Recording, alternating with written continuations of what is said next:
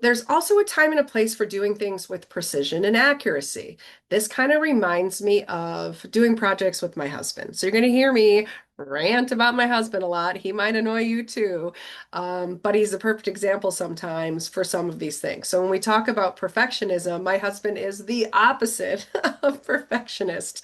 He is like, it's good enough.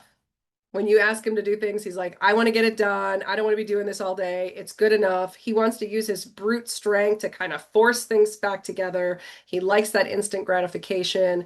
And he tends to rub perfectionists off the wrong way. He irritates them, probably the most out of all the people he irritates. So for decades, we've owned our own business. And there are things that he does with excellence, which I'm going to talk about, the difference between perfectionism and doing things with excellence. But whenever we've had to work with someone who has this perfectionism mindset, it has been this clashing of minds and of wills because he, again, is the opposite. He likes to, do things. If there's something to put together or take apart and reassemble, there will always be parts left over. And he's got a big pile of them. And he's like, oh, there's a bunch of nuts and bolts left over. I'm not sure what you want to do with those. And you're literally like, I know that those nuts and bolts had a spot because you took that apart and repaired something and then put it back together.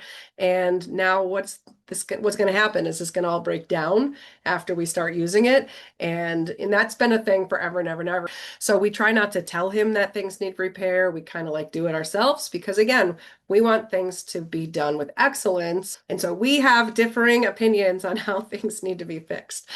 But, when it comes to having extra parts, that's a big deal. You don't need something falling apart when you're using it or malfunctioning and you get hurt or it just doesn't last long. So you're constantly having to replace things because they weren't assembled properly. So yeah, there's that time and place for doing things with accuracy, doing things with precision. You don't just want them to function properly. You might want them to aesthetically look pleasing as well. It's like home improvements.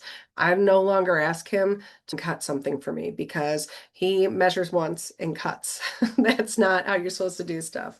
And then he'll go back and be like off by like this much. And so he'll just cut another piece of wood. And so like in our old house, we had a lot of molding that just looked like, I don't know, like a kid in junior high did it in shop class.